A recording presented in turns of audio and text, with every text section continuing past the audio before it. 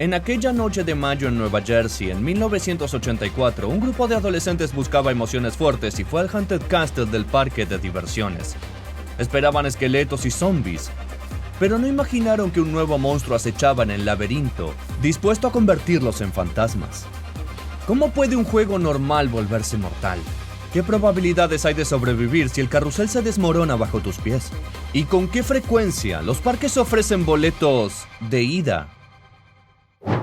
Los parques de diversiones del mundo presumen de atracciones extremas, aunque en realidad la mayoría son bastante seguras. Incluso en ferias pequeñas siempre hay un carrusel tradicional, ¿cierto? En su versión más extrema, la base solo se inclina de un lado a otro.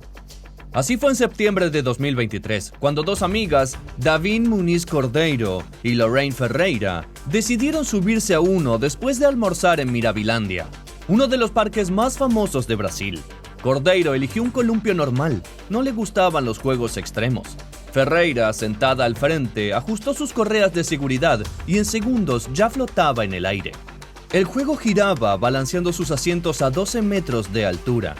En la segunda vuelta, Ferreira sintió un extraño tirón. Lo ignoró hasta ver un zapato en el suelo. En la siguiente vuelta, descubrió a su amiga tendida lejos del carrusel. Detuvieron la atracción de inmediato, pero Ferreira no pudo acercarse. Lo que vio no fue un simple resbalón. El asiento completo con sus cadenas se había desprendido.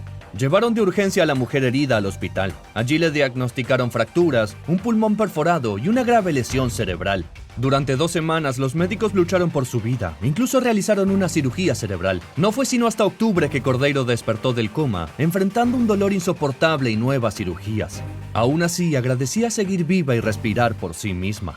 Mientras tanto, la administración del parque intentaba evadir responsabilidades. La familia de la víctima debió pelear en los tribunales y logró que se ordenara al parque cubrir los gastos médicos. Si no lo hacían, enfrentarían una multa de 5.000 reales brasileños, unos $1.020. Tras el incidente, Mirabilandia cerró temporalmente, pero 40 días después reabrió como si nada y reemplazó el casi mortal carrusel con otra atracción. En cuanto a Cordeiro, de 34 años, tuvo que someterse a más cirugías en rostro, manos y piernas, permaneciendo en cuidados intensivos. En ese momento quizás no se sintió afortunada, pero una mujer francesa llamada Angelina podría haberle dicho lo contrario. Un poco más de un mes antes de la tragedia de Mirabilandia, un joven de 17 años llamado Sami visitó el Luna Park en la ciudad francesa de Cap d'Agde. Aunque el clima esa noche no era ideal y se esperaba una tormenta toda la semana, el parque seguía abierto. Sami no pensaba cancelar su visita a Cap d'Agde. De hecho, eligió una de las atracciones más extremas del parque, Adrenaline. La atracción Adrenaline consiste en sujetar a los visitantes con cables, elevarlos a unos 55 metros y soltarlos en caída libre a 110 kilómetros por hora. Sami y una chica de 19 años se aseguraron en sus asientos, ascendieron por la estructura y el operador dio luz verde para la caída. Los adolescentes gritaban emocionados al lanzarse al vacío, pero en segundos quedó claro que algo iba muy mal. Ese día soplaba un viento fuerte que arrastró a los 2 pasajeros directo contra la estructura metálica. Los cinturones no resistieron el impacto y los jóvenes se soltaron, cayendo desde 55 metros, golpeándose una y otra vez contra el armazón. Cuando tocaron el suelo, sus cuerpos estaban destrozados. Los equipos de rescate llegaron de inmediato. La joven, al borde de la muerte, fue llevada al hospital y operada. Sami, en cambio, falleció en el acto por las heridas. Angustiada, su madre Angelina habló días después.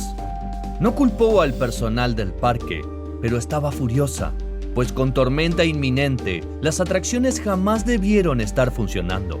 El gerente de Luna Park aceptó la responsabilidad.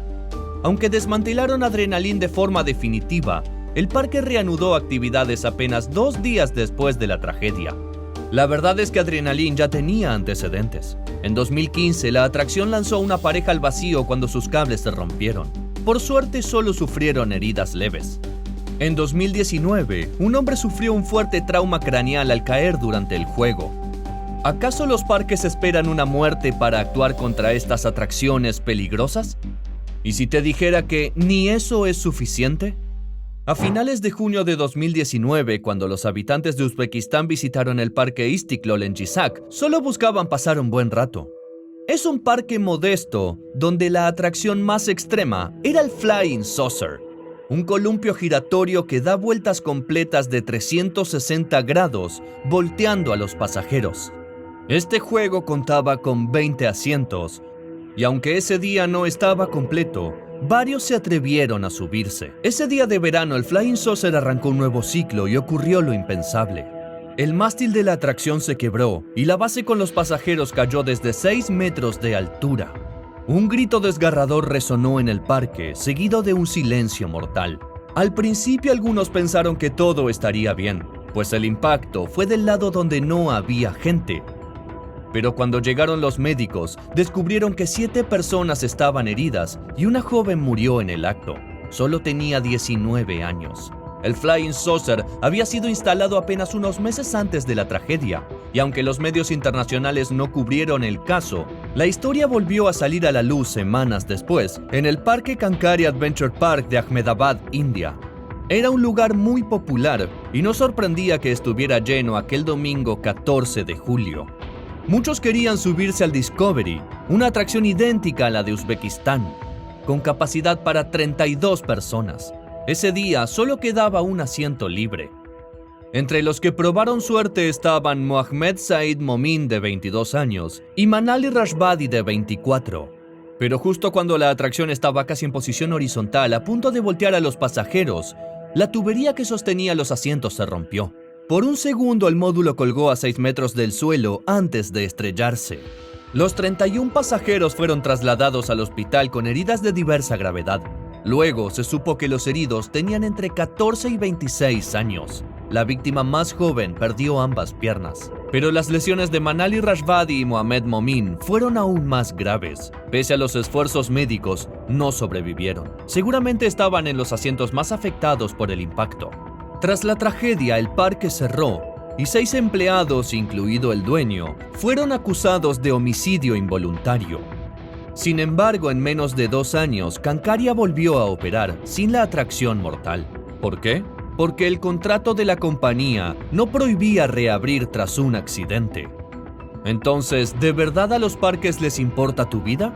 ¿O hay atracciones casi diseñadas para matar? Y lo más importante, los peores accidentes suelen ocurrir en juegos que ni parecen peligrosos, como el más icónico de Luna Park en Sydney, el Ghost Train. Empezó a funcionar en 1935 cuando se inauguró el parque. 44 años después seguía siendo una de las atracciones favoritas. El recorrido de 180 metros llevaba a los visitantes por curvas y túneles casi en total oscuridad. Durante 2 minutos y medio, esqueletos y monstruos los sorprendían en medio de la penumbra. Los sábados, la fila para el Ghost Train era enorme. Pero el 9 de junio de 1979, debido a una huelga en toda la ciudad, pocas personas llegaron al parque. Sin embargo, justo antes del cierre, cerca de las 10 de la noche, decenas corrieron hacia esta atracción. Entre ellos iban 5 adolescentes. El menor, Jason Holman, había ganado un premio en el tiro al blanco y disfrutaba con amigos mayores, creyendo que era la mejor noche de su vida. Además, por primera vez, salía sin supervisión adulta.